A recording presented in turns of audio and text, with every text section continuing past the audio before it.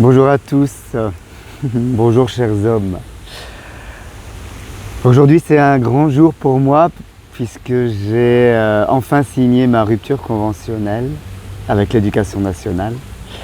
Et j'avais envie de faire cette vidéo pour témoigner de mon parcours professionnel, mais surtout pour vous dire que tout est possible et qu'il faut croire en soi et croire en ses rêves.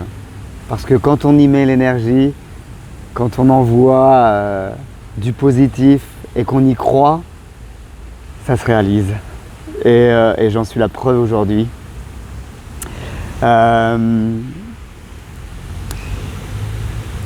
J'ai fait comme beaucoup de monde. J'ai fait des études, un bac général, et j'ai suivi un cursus très scolaire. Gamin, j'étais un enfant studieux, je peux dire, pas trop dans la révolte, plutôt du genre à obéir et à suivre les instructions de mes enseignants. En même temps, il n'y avait pas trop le choix parce qu'à la maison, il y avait un papa là, qui était un peu autoritaire et qui n'hésitait pas à me redresser quoi, quand il fallait. Aujourd'hui, j'en rigole, mais ça n'a pas été toujours facile. Du coup, une scolarité plutôt moyenne. J'ai jamais vraiment été un élève très doué. J'apprenais par cœur, bêtement, comme on m'avait gentiment ordonné de le faire à cette époque. Il n'y avait pas trop d'espace de liberté. J'en prenais pas beaucoup non plus finalement. Ouais, non. J'étais très studieux, mais j'avais pas de facilité quoi. Il fallait vraiment bosser. Donc plutôt un élève moyen. De mes souvenirs, j'aimais bien l'école quoi. J'étais pas un fan, mais j'étais pas non plus quelqu'un qui rejetait le système scolaire. En tout cas quand j'étais élève, quand j'étais adolescent et jeune adulte. J'ai été éduqué, élevé dans une famille, je dirais, plutôt populaire, avec un père qui a fait ce qu'il a pu, qui n'a pas trop été à l'école, et une maman qui n'a pas du tout été à l'école non plus, en tout cas qui n'a pas reçu une éducation adaptée et qui pouvait leur permettre de faire des études, eux. Donc mes parents n'ont pas fait d'études. Voilà, mon père était un ouvrier, à l'époque on disait non qualifié, c'est très péjoratif aujourd'hui je trouve, mais bon, il était ouvrier non qualifié. Et puis ma mère a fait ce qu'elle a pu et donc du coup elle a élevé ses enfants et ensuite elle a fait des ménages pour pouvoir subvenir aux besoins de la famille.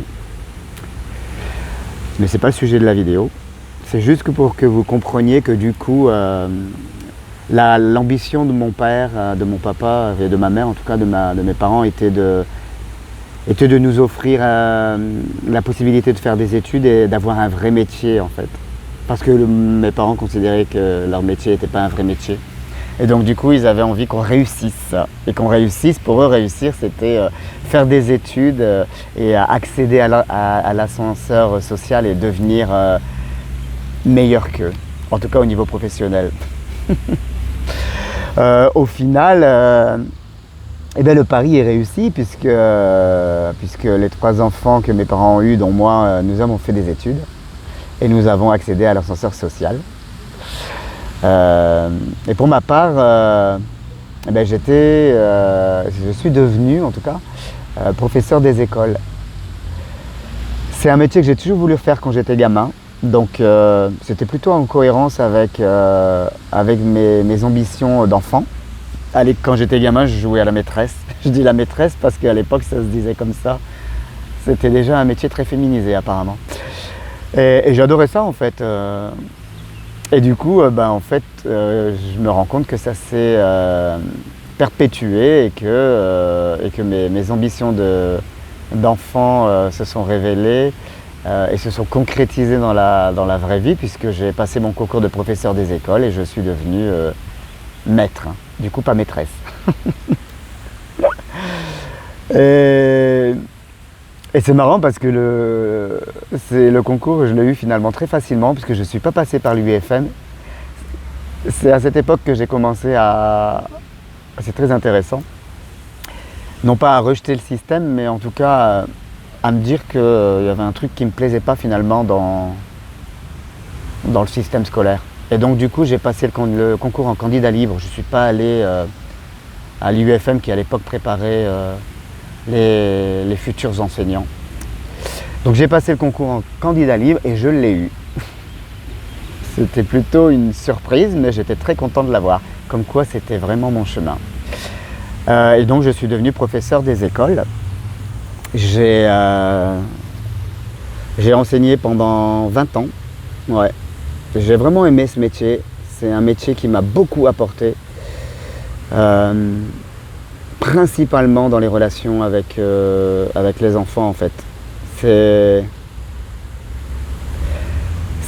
C'était hyper enrichissant, c'est hyper enrichissant. Je me suis rendu compte à quel point les enfants sont, en tout cas quand on travaille dans le système scolaire et notamment en maternelle, combien les enfants étaient vrais et sincères finalement. Un enfant, quand il n'est pas content, il te le fait savoir. Alors peut-être pas toujours pas de la meilleure manière qui soit, pardon. Mais en tout cas, il n'hésite pas à exprimer ses émotions, que ce soit la colère, la joie, le dégoût. J'ai des souvenirs extraordinaires avec les gamins, quoi. Et en fait, je me rends compte aujourd'hui que ces enfants, que le fait d'avoir travaillé avec des gamins, ça m'a permis à moi, en tout cas, de rester connecté à mon enfant intérieur. Et de rester moi-même, en fait,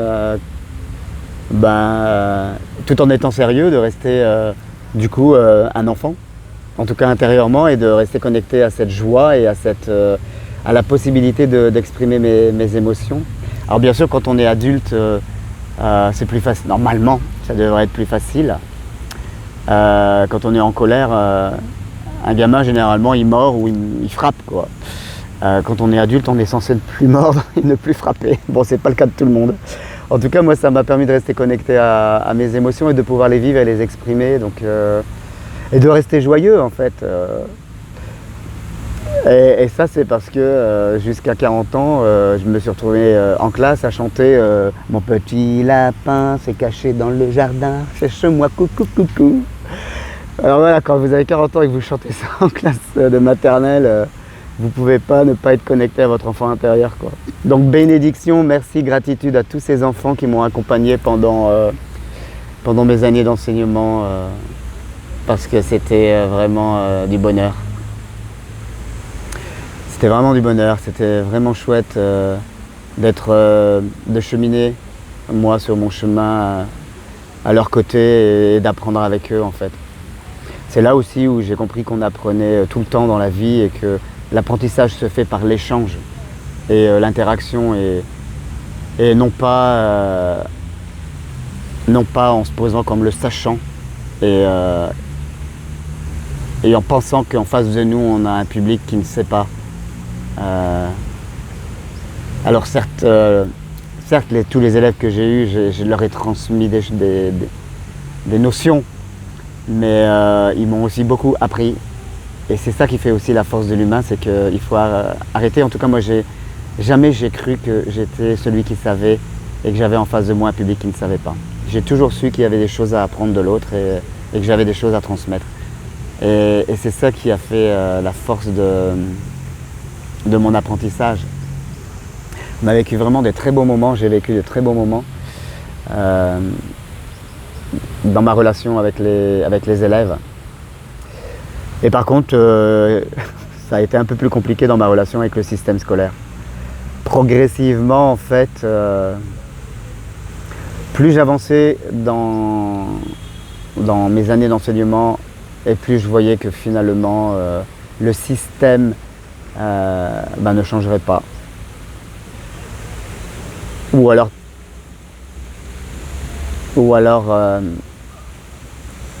non, en fait, j'avais envie de dire, très doucement, mais en fait non, le système est bien là et il est bien présent, il est bien lourd et il met vraiment du temps à changer et il ne change pas assez rapidement à mon goût par rapport à l'évolution de la société. Donc aujourd'hui on est encore dans un système pour moi élitiste et on est encore dans des schémas où l'enseignant est sur l'estrade et il transmet son savoir et les gamins, les élèves sont assis 6 heures par jour sur une chaise et du coup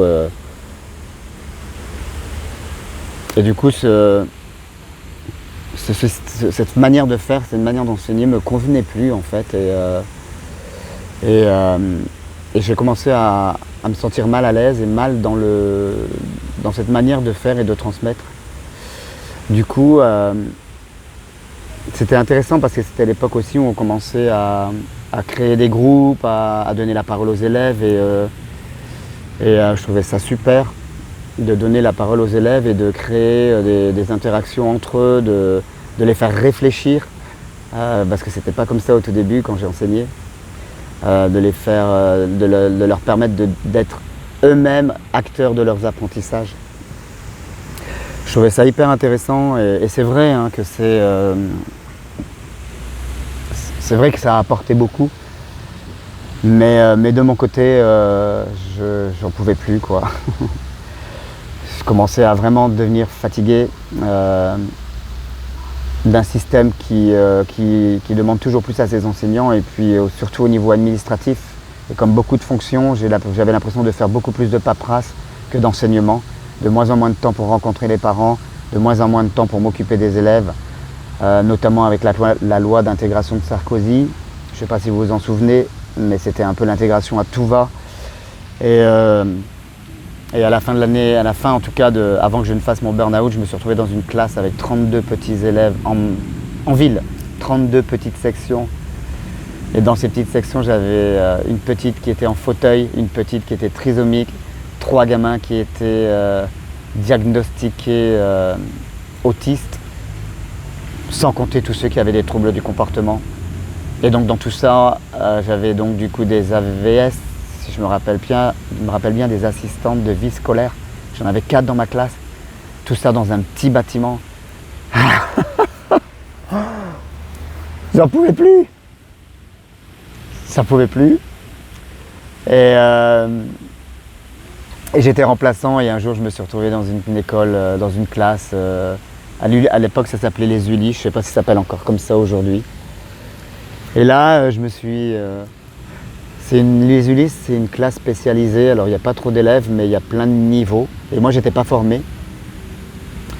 Et puis à ce moment-là je me suis retrouvé face à ces élèves et pour une raison X ou Y, c'était le 10 octobre 2018. Le 10 ou le 11 octobre, j'ai craqué, je me suis effondré en larmes devant la classe, quoi, devant les élèves. Et là, je me suis dit, stop, quoi, c'est plus possible. Faut que ça s'arrête. Faut que ça s'arrête. J'avais déjà dans l'idée de me reconvertir parce que ça faisait déjà un moment que je voulais quitter l'éducation nationale, que je voulais quitter ce système, en fait.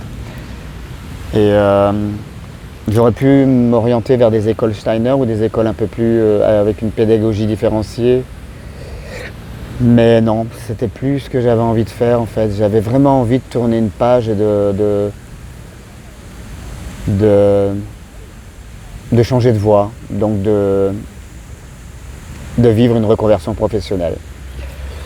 J'étais déjà masseur à l'époque, donc j'ai commencé ma formation de massothérapeute en 2013, donc j'avais un cumul d'activités, j'avais le droit à faire un cumul d'activités, donc je pratiquais quelques massages. Et j'animais des stages de jeûne, rando, jeûne et yoga pendant mes vacances scolaires. Donc je faisais des massages, j'étais enseignant. Pendant les vacances, j'animais des stages de jeûne. Autant vous dire que tout ça a fait que j'ai craqué ce 11 octobre 2018. Ça devenait trop compliqué pour moi et j'ai pris la décision d'arrêter à ce moment-là. J'ai pris rendez-vous avec des conseillers, avec les DRH, avec même l'inspectrice d'académie. Rien, C'était en face de moi, j'avais des portes fermées. J'avais aucune réponse à toutes mes interrogations. La seule réponse que j'ai eue, c'est Monsieur Cauchois, parce que je m'appelle Monsieur Cauchois. Bah écoutez, mettez-vous en arrêt longue maladie.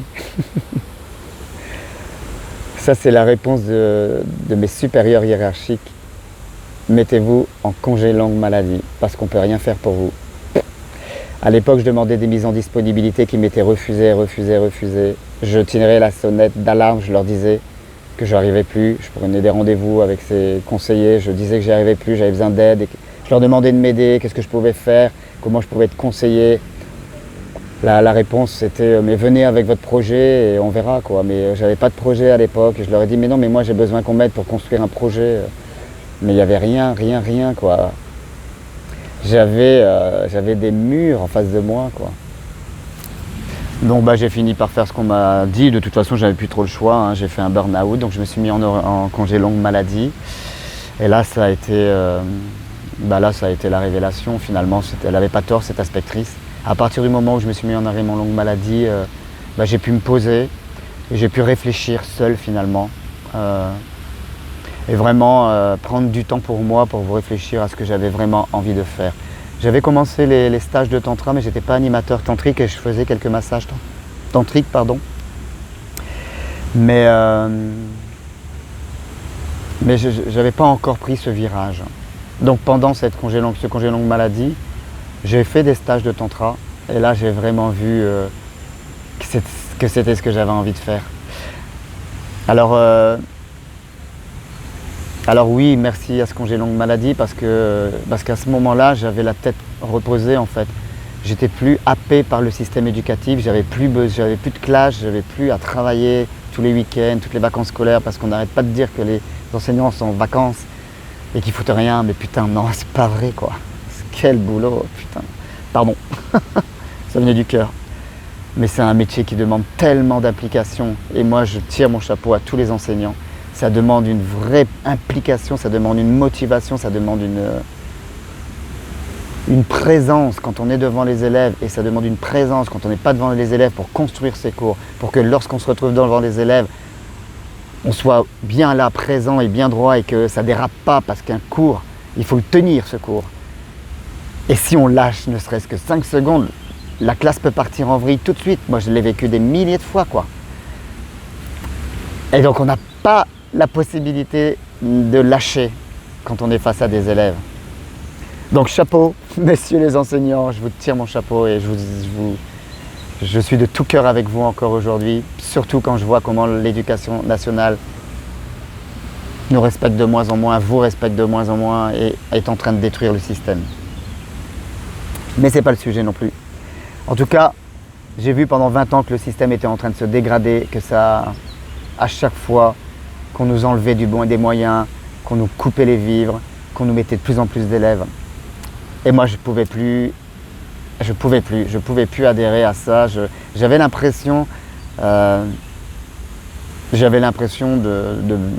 contribuer à la malveillance éducative. Parce que pour moi, c'est de la malveillance. C'est du mal-être, c'est pas du bien-être. Il ne faut pas me faire croire que les conditions nationales aujourd'hui font tout pour que les élèves se sentent bien dans leur classe. Non, les seuls qui agissent pour que les élèves soient bien dans leur classe, ce sont les enseignants. En tout cas de mon niveau. J'ai travaillé dans une école, hein, pas dans un collège, je ne connais pas le système éducatif du collège. Mais les seules personnes qui contribuent à ce que les élèves se sentent bien dans leur classe, ce sont les enseignants. Et moi, j'y arrivais plus. Je pouvais plus en fait. J'étais mal et quand on est mal, on peut pas transmettre du bien et je transmettais vraiment plus du bien. J'étais plus là, j'arrivais plus en fait à aider les élèves en difficulté. J'y arrivais plus, je pouvais plus. Donc pour moi, c'était vraiment la fin. Il fallait vraiment que j'arrête. Donc j'ai arrêté. J'ai tourné la page. Il a fallu quand même un burn-out, mais c'est pas grave. C'est dommage en fait d'en arriver là. Mais honnêtement, j'ai pas du tout été soutenu par ma hiérarchie. Et c'est pour ça en fait que je fais cette vidéo, parce que la seule personne en qui j'ai pu compter, alors j'ai mes amis qui étaient présents et qui ont cru en moi, mais purée, la personne en qui j'ai pu compter pendant toute cette période, c'est moi. Et rien que moi. Et putain, je suis fier de moi. Là, je l'ai dit le mot. Ouais. Parce que c'était pas facile, c'est pas gagné. Hein.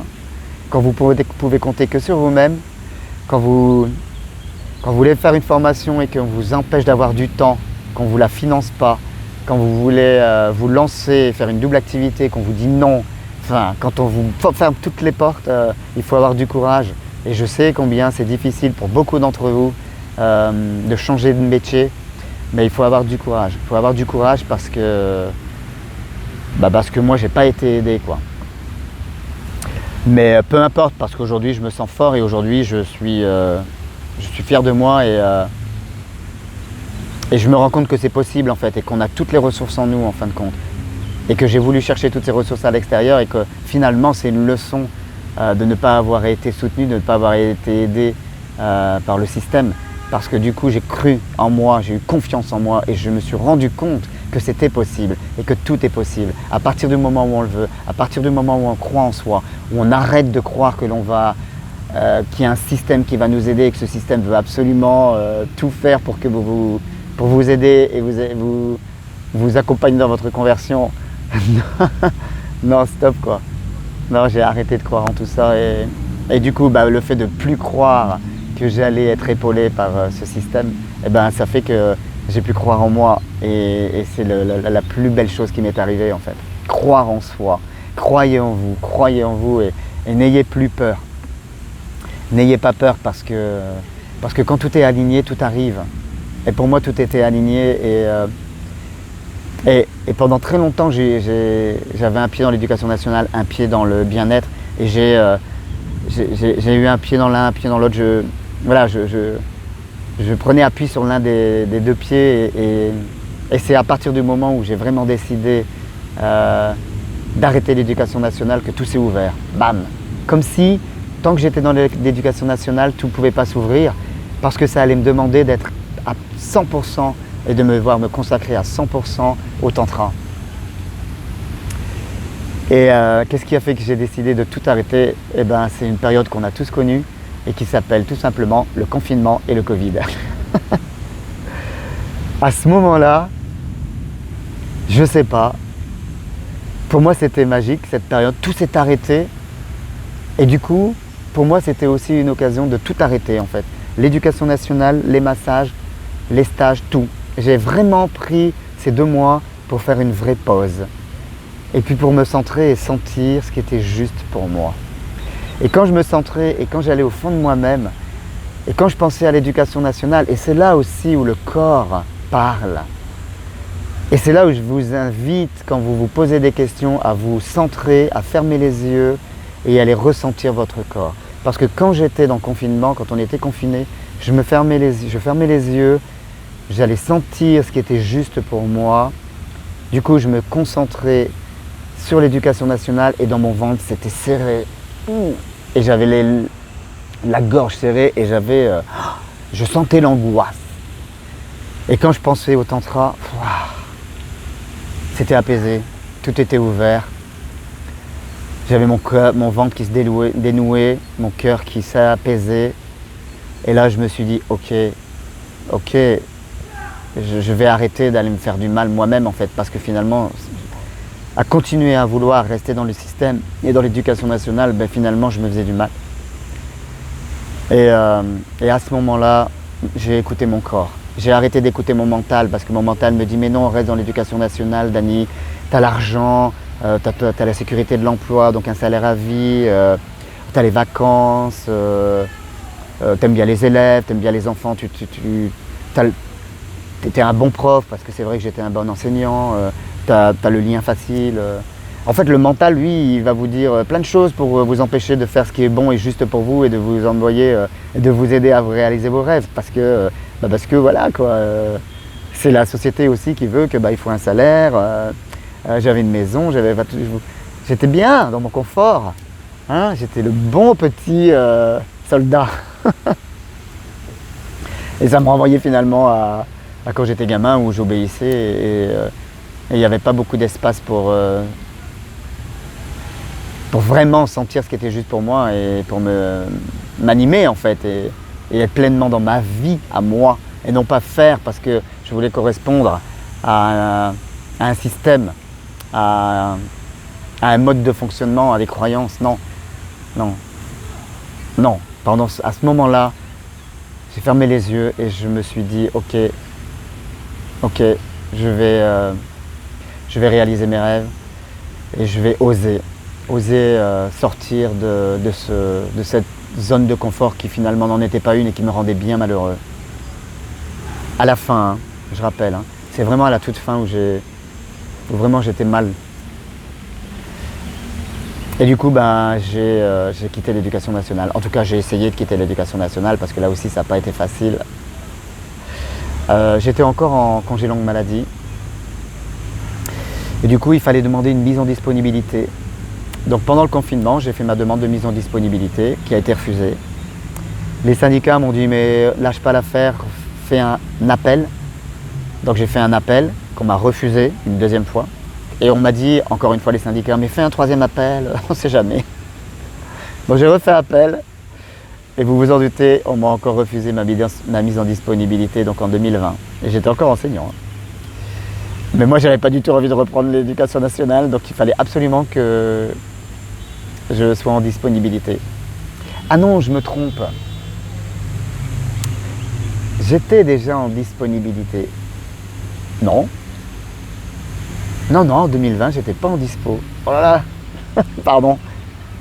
Non, j'étais pas en dispo,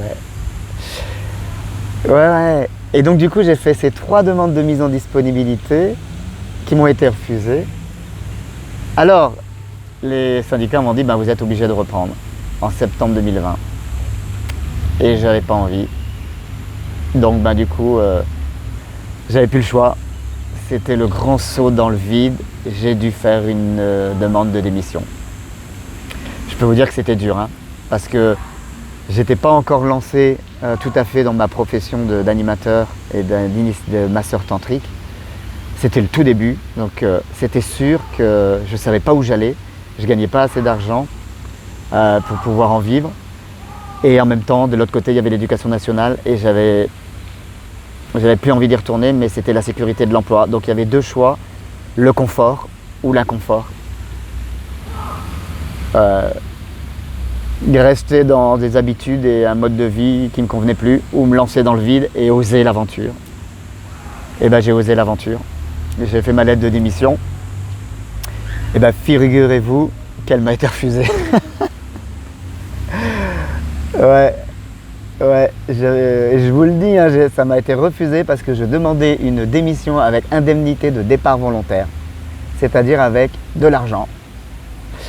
Et l'éducation nationale, cette belle petite famille, m'a gentiment dit « Mais monsieur Cauchois, nous refusons votre démission et nous vous mettons en disponibilité. » Mais moi j'ai dit « Non, je ne veux pas être en disponibilité. » Donc j'ai appelé le service qui s'occupait donc des mises en disponibilité et des démissions et on m'a gentiment répondu que c'était ma première demande qui primait. Et comme ma première demande, ce n'était pas la demande de démission avec indemnité de départ volontaire qui était plutôt élevée, c'était la mise en disponibilité. Donc j'étais mis en disponibilité et je ne pouvais pas refuser, je ne pouvais pas faire appel de quoi que ce soit, puisque c'était ma demande.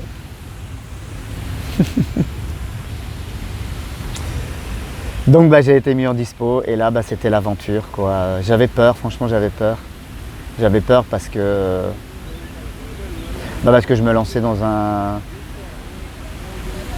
métier dont je ne savais pas quels allaient être les tenants et les aboutissants. Je ne savais pas si j'allais réussir, si les stages allaient prendre, c'était le tout début.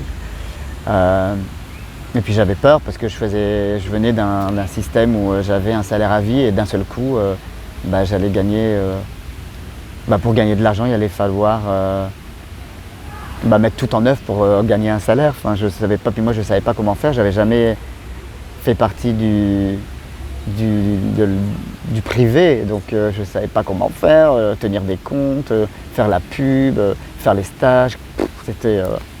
Mais tant pis, je l'ai fait, j'ai osé. Mais ça a été une super aventure finalement, ça a été une super aventure. Et je vous avoue, je vous le dis, si vous avez peur, ne laissez pas vos peurs vous contrôler, ne laissez pas vos peurs vous empêcher de vivre vos rêves. Parce que moi, si j'avais laissé mes peurs me contrôler, aujourd'hui, je ne serais pas là où j'en suis aujourd'hui. Et aujourd'hui, ça fonctionne, mes stages fonctionnent et j'ai créé quelque chose de beau.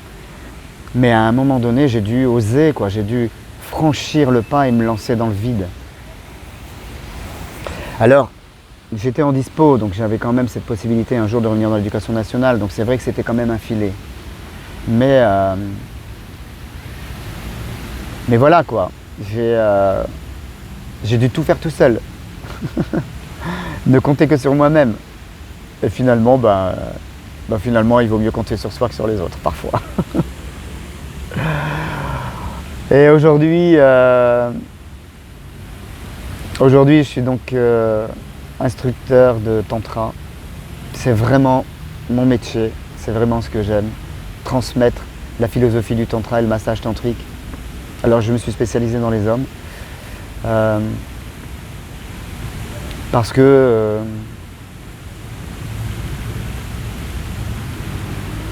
qu'on a besoin, on en a besoin nous les hommes, de nous ouvrir au bien-être et de nous connecter à nos sensations, à nos ressentis et à notre cœur en fait.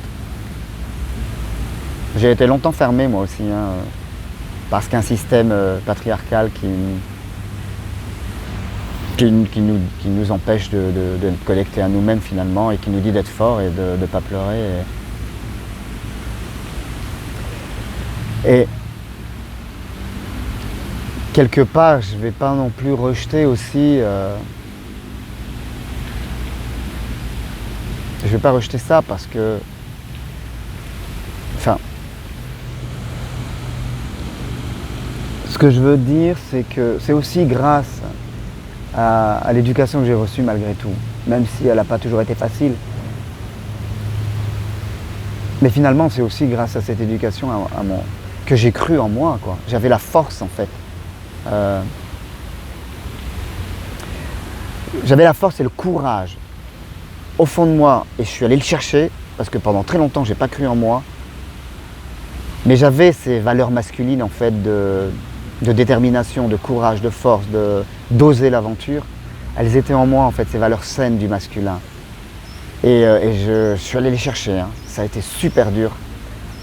J'ai fait énormément de travail sur moi en fait, des stages, des méditations, j'ai vu un psy, j'ai fait plein de choses pour pouvoir aller chercher au fond de moi-même ce masculin, pour trouver des bases fortes et solides d'ancrage pour pouvoir oser en fait dire stop à ce que j'étais, à ce que je vivais et pouvoir être vraiment moi-même et me connecter à mon être en fait.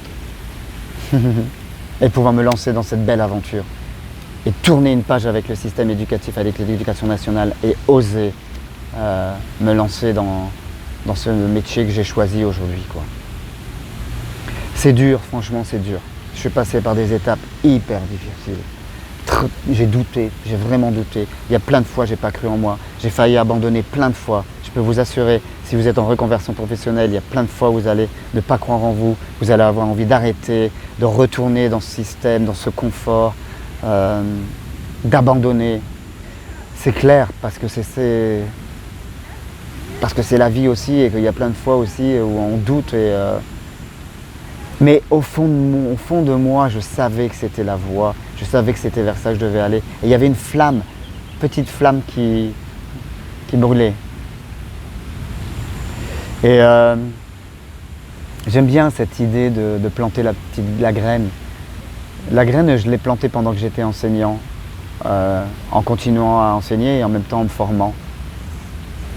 Et la graine, elle a commencé à germer, et je pense qu'elle n'aurait pas pu germer avant, à partir du moment où j'ai décidé d'arrêter définitivement l'éducation nationale. C'est comme si elle attendait en fait que je donne mon 100% à elle. Parce qu'une graine, pour germer, elle a besoin de 100% de son énergie. Et donc moi, pour que mon projet puisse naître, j'avais besoin de m'y consacrer à 100%. Donc à partir du moment où j'ai décidé de quitter l'éducation nationale, paf, la graine a pu germer. Et du coup, elle a commencé à pousser, à fleurir. Aujourd'hui, ce n'est pas encore un arbre, hein. Elle est encore en train de pousser. J'apprends encore beaucoup avec les hommes avec qui je fais mes stages. Mais vous comprenez la métaphore? C'est-à-dire qu'à un moment donné, vous plantez la graine. Mais pour que cette graine, elle puisse germer, il faut donner son 100%. Il faut y aller à fond. Et il faut arrêter d'avoir peur. Arrêter de douter. Arrêter de se dire que c'est pas pour soi. C'est pour vous. Il faut y aller à fond et y croire. C'est ça en fait. C'est parce que vous y croyez, c'est parce que vous y mettez votre énergie, c'est parce que vous ne doutez plus, vous n'avez plus peur que la graine peut pousser. Vous lui donnez votre énergie, vous lui donnez tout ce qu'elle a besoin pour germer. Et elle grandit après. Et après elle s'enracine. Et une fois qu'elle s'enracine, c'est comme un arbre, elle va devenir un arbre de toute façon, cette petite graine, elle sera solide. Mais il ne faut jamais lâcher, il faut toujours croire en vous, croyez en vous, ne doutez jamais, ne laissez pas les autres vous dire que ce n'est pas votre chemin. Comme tous ceux qui m'ont dit, mais tu ne vas pas quitter l'éducation nationale, t'es fou quand même, t'as la stabilité, la sécurité. Non. Oh non, putain, mais ça a été la meilleure décision de ma vie. Ah oui. Ouais. J'ai réussi. J'ai réussi.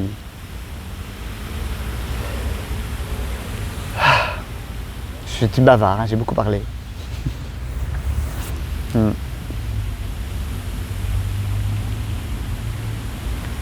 C'est vraiment possible. Ouais, c'est vraiment possible. Je vous le promets, c'est vraiment possible. J'étais enseignant, j'étais professeur des écoles. J'avais la sécurité de l'emploi. J'avais une situation.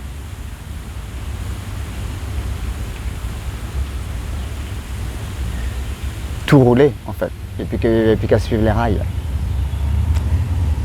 Et puis j'ai fait dérailler le train. Voilà, j'ai pris une autre voie. J'ai décidé. C'est moi qui ai pris la décision. N'hésitez plus. Si vous avez en vous l'envie de changer, devenez acteur de votre vie. Il n'y a que vous qui pouvez changer votre vie. C'est à vous de le faire. Et c'est possible. Croyez en vous, croyez en vos capacités. Prenez le temps, hein, ne faites pas n'importe quoi. Hein. J'ai pris le temps quand même. Des projets, ça se mûrit, ça se réfléchit. Mais faites-le. Ça en vaut la peine. Regardez. Ça vaut le coup d'être heureux. Merci, merci la vie, merci à moi, merci à vous les hommes, parce que c'est vous aussi qui avez cru en moi, c'est parce que vous vous inscrivez à mes stages, c'est parce que vous faites le cursus La Voix des Hommes que j'ai pu aussi oser et ne plus avoir peur. Je vous remercie, j'ai une énorme gratitude pour vous, parce que c'est aussi grâce à vous que je suis là aujourd'hui. Merci beaucoup et rejoignez-nous, j'ai créé une belle communauté d'hommes en chemin.